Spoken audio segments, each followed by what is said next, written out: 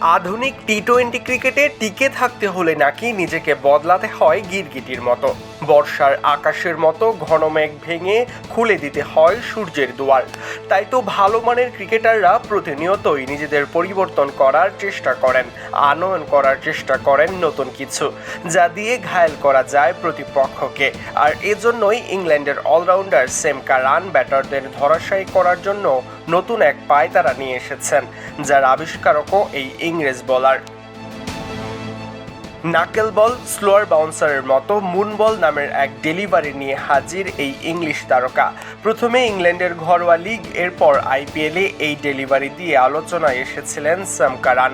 তবে এবার বিশ্বমঞ্চে কারানের এই ডেলিভারি সুনাম কুড়াচ্ছে। তবে ভক্তদের মনে প্রশ্ন জেগেছে, মুন বলটা আসলে কি এমন জাদু দিয়ে এই ডেলিভারি আবিষ্কার করেছেন ইংল্যান্ডের অলরাউন্ডার সেম কারান।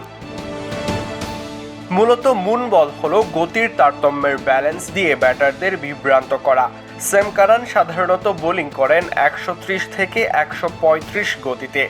মুন ডেলিভারিতে তার গতি কমে আসে 75 থেকে 80, অর্থাৎ ডিফারেন্সটা দাঁড়ায় 50 কিলোমিটারের আশেপাশে। ব্যাটসম্যানদের আইলাইনের উপর থেকে ছুটে আসা এই ডেলিভারির সময় বোলারদের হাতের বুড়ো আঙুল ও মিডল ফিঙ্গারের উপরে অনেকটা অফ কাটারের মতো দেখা যায়।